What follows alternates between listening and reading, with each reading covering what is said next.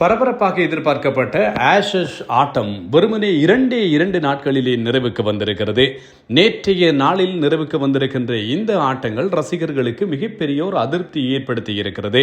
Ashes ஆட்டங்கள் உங்களுக்கு தெரியும், வரலாற்று பெருமைமிக்க கிரிக்கெட் ஆட்டங்கள். இவ்வாறான இந்த கிரிக்கெட் தொடர் என்பது ரசிகர்கள் நீண்ட காலமாக தவம் இருப்பார்கள், காத்திருப்பார்கள்.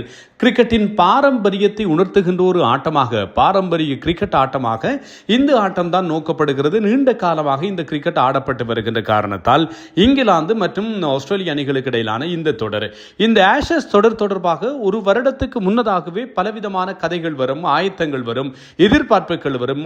ஆஷஸ் போட்டிகள் நெருங்க இவ்வாறு ரசிகர்கள் மிகப்பெரிய எதிர்பார்ப்புகளோடு இருப்பார்கள். அப்படி இருக்கின்ற போது ஆஷஸ் போட்டிகள் வெறும் 2 நாட்களில் நிறைவுக்கு வந்திருக்கின்றமை ரசிகர்களுக்கு ஏமாற்றத்தை கொடுத்திருக்கிறது. இந்த 2 நாட்களிலே நிறைவுக்கு வந்திருக்கிறது. அதுவும் இன்று ஞாயிற்றுக்கிழமை. இந்த ஞாயிற்றுக்கிழமை 60,000க்கு மேற்பட்ட பார்வையாளர்கள் மைதானத்துக்கு வந்து போட்டியை பார்த்து ரசிப்பதற்கு ஆயத்தமாக இருந்த நிலையில் இன்று போட்டி இல்லை. 2 நாட்களிலேயே போட்டி நிறைவுக்கு வந்தது. இதனால் 3 மில்லியன் டாலர்கள், ஆஸ்திரேலிய டாலர்கள் கிரிக்கெட் ஆஸ்திரேலியாவிற்கு நட்டம் வந்திருப்பதாக சொல்லப்படுகிறது. இந்திய ரூபாய்களில் பார்த்தால் கிட்டத்தட்ட 17.5 கோடி இந்திய ரூபாய்கள். இதே கணக்கிலே இலங்கை ரூபாயிலே பார்த்தால் நாங்கள் 60 கோடி அளவிலான இலங்கை ரூபாய்கள். இந்த போட்டி 2 நாட்களிலே நிறைவுக்கு வந்த காரணத்தால் கிரிக்கெட் ஆஸ்திரேலியாவிற்கு மிகப்பெரிய நட்டம் ஏற்பட்டிருக்கிறது. 2 நாட்களிலே ஆஸ்திரேலியா, இங்கிலாந்து போன்ற ஆடுகளங்களிலே போட்டி நிறைவுக்கு வந்தால் அது தரமான ஆட்டம், பெஸ்டான கிரிக்கெட் என்று சொல்லி வர்ணிப்பார்கள். இதே மாதிரி 2 நாட்கள் 3 நாட்களிலே இந்தியாவிலே போட்டி நிறைவுக்கு வந்தால், ஏன் இலங்கையிலே போட்டி நிறைவுக்கு வந்தால் அதனை என்ன செய்வார்கள்? மோசமான ஆடுகளம் என்கின்ற போர்வையிலே வர்ணிப்பார்கள், பார்ப்பார்கள். இதுதான் 2க்கும் இடையிலான வித்தியாசம். அண்மையிலே கொல்கத்தா ஈடன் கார்டன் மைதானத்திலே போட்டி நிறைவுக்கு வந்தது. 2.5 நாளிலே போட்டி நிறைவுக்கு வந்தது. இந்த மைதானம் தொடர்பிலே இப்போது வரைக்கும் ஏராளமான விமர்சனங்கள் இருக்கின்றன. ஆனால் ஆஷஸ் போட்டிகள் 2 நாட்களிலே நிறைவுக்கு வந்திருக்கிறது. இது தொடர்பான விமர்சனங்கள் எதுவும் பெருமளவிலே வராது. அப்படியான ஒரு கலாச்சாரம் தான் கிரிக்கெட்டிலே இருக்கிறது என்பதுதான் கவலைக்குரியதாக இருக்கிறது. ட்ரெவர்ஸ் ஹெட் ஒரு மிகப்பெரிய ஒரு இன்னிங்ஸை ஆடினார். அவர் பிக் மேட்ச் பிளேயர் என்று சொல்லி அழைக்கப்படுகின்ற ஒருவர் என்பது உங்களுக்கு தெரியும். இவ்வாறான பெரிய போட்டிகளிலே அவர் தான் யார் என்பதை காட்டுவார். 2023ஆம் ஆண்டு உலகக்கிண்ண ஆட்டங்கள், 2023 வேர்ல்ட் டெஸ்ட் சாம்பியன்ஷிப்பினுடைய இறுதிப் போட்டி, இவ்வாறான பல ஆட்டங்களிலே இவருடைய ஆட்டம் எவ்வாறு இருந்திருக்கிறது என்பதை நாங்கள் பார்த்திருக்கின்றோம்.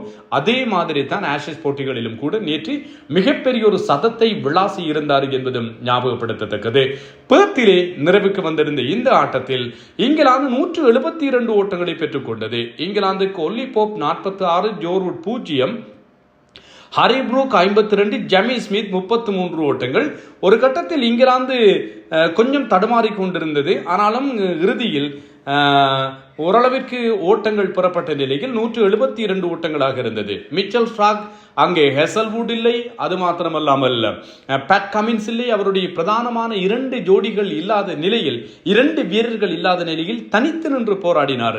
7 விக்கெட்டுகளை கைப்பற்றினார். இந்த போட்டியோடு சேர்த்து 2 இன்னிங்ஸ்களிலும் முதல் ஓவரிலே விக்கெட்டுகளை கைப்பற்றினார். முதல் ஓவரிலேயே டெஸ்ட் கிரிக்கெட்டில் விக்கெட்டுகளை கைப்பற்றி 25 தடவைகள் இவ்வாறு சாதனை படைத்திருக்கிறார் மிச்சல் ஸ்டார்க். போலண்டுக்கு விக்கெட்டுகள் கிடைக்கவில்லை என்பதுதான் ஆச்சரியமானது.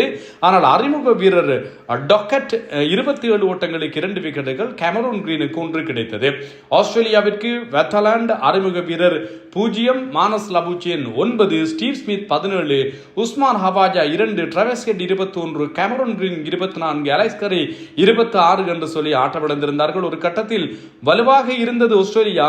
ஆனால் மளமளமென்று பென் ஸ்டோக்ஸ் பந்து வீச அழைக்கப்பட்ட போது 6 ஓவர்களிலே 5 விக்கெட்டுகளை சரித்தார். பிரைடன் காசுக்கு 3, ஆர்ச்சருக்கு 2. ஆஸ்திரேலியா 132 ஓட்டங்களுக்குள் சுருட்டப்பட 40 ஓட்டங்களால் இங்கிலாந்து லீட் எடுத்தது. ஆனால் இங்கிலாந்து 2வது இன்னிங்ஸிலே சோடை போனது. 164 ஓட்டங்களுக்குள் ஆட்டமிழந்தது. ஸ்காட் பாலண்டுக்கு 3, மிச்சல் ஸ்டார்க், டாக்கட் ஆகியோருக்கு 3 விக்கெட்டுகள் கிடைத்தன. ஆஸ்திரேலியாவிற்கு 205 என்பதுதான் இலக்கு. ட்ரெவர்ஸ் ஹெட் 4 சிக்ஸர், 16 பவுண்டரிகளோடு 83 பந்துகளிலே 123 ஓட்டங்களை பெற்றார். வெத்தலாண்ட் 23, மானஸ் லபுஷேன் ஆட்டமிழக்காது. அவரும் ஸ்ட்ரைக் ரேட் 104, 49 பந்துகளில் 51 ஓட்டங்களை பெற்றுக் கொடுத்து அவரும் ஆட்டமிழந்திருந்தார். 2 விக்கெட்டுகளை மட்டும் இழந்து ஓவருக்கு 7.23 என்கின்ற ஓட்ட வேகத்திலே ஆஸ்திரேலியா துடுப்படுத்தாடி வெற்றி பெற்றது. பிரைடன் காசிக்கு 2 விக்கெட்டுகள் கிடைத்தன. போட்டியினுடைய ஆட்ட நாயகனாக மிகச்சிறப்பாக விளையாடியிருந்த மிச்சல் ஸ்டார்க் மொத்தம் 10 விக்கெட்டுகளை நேற்றைய போட்டியிலே கைப்பற்றியிருந்தார். 5 போட்டிகள் கொண்டதான தொடர் இப்போது 1-0 என்று ஆஸ்திரேலியா முன்னிலை பெற்றிருக்கிறது. $3 மில்லியன் இப்போது நட்டம் வந்திருக்கிறது கிரிக்கெட் ஆஸ்திரேலியாவிற்கு. எது எவ்வாறாயினும் 2 நாட்களுடைய போட்டி நிறைவுக்கு வந்திருக்கின்றவை சுட்டி காட்டக்கூடிய ஒரு விஷயம். வாழ்த்துக்களை சொல்லிக் கொள்ளலாம் ஆஸ்திரேலிய அணிக்கு.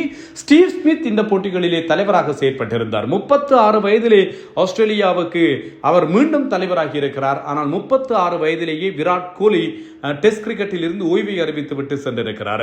ஆஸ்திரேலிய ஆடுகளங்களிலே மொத்தம் 7 செஞ்சுரிகளை டெஸ்ட் போட்டிகளிலே விராட் கோலி அடித்திருக்கிறார். அதுவும் 2013-14 பருவ காலங்களிலே மிகப்பெரிய ஒரு பந்துவீச்சு படையணியை கொண்டிருந்த அந்த ஆஸ்திரேலியாவுக்கு எதிராக 624 ஓட்டங்களை விராட் கோலி குவித்திருந்தார். ஆனால் சச்சினுடைய உலக சாதனையை முறியடிப்பதற்கு தயாராகி கொண்டிருக்கின்ற ஜோ ரூட் ஆஸ்திரேலிய ஆடுகளங்களிலே டெஸ்டிலே எது விதமான சதத்தையும் இதுவரைக்கும் பெற்றுக்கொள்ளவில்லை என்பது விமர்சனத்துக்குரிய ஒரு விஷயமாக மாறி போயிருக்கிறது என்பதும் கவனிக்கக்கூடிய விஷயம்.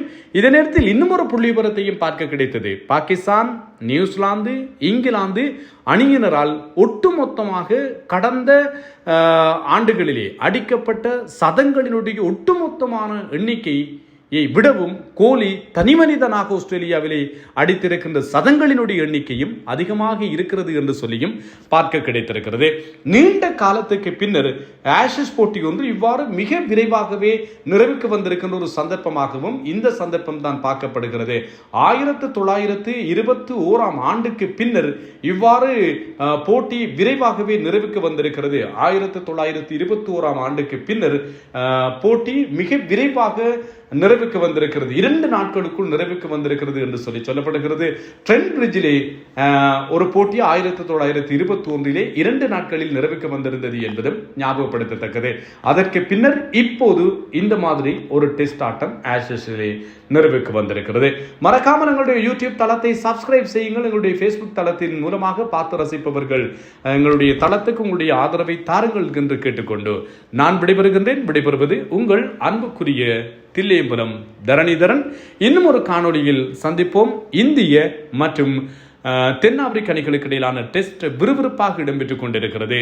தொடரை வெல்கின்ற முனைப்புகளோடு தென்னாப்பிரிக்கா அத்தனை அடித்தளத்தையும் இட்டிருக்கிறது போல இருக்கிறது.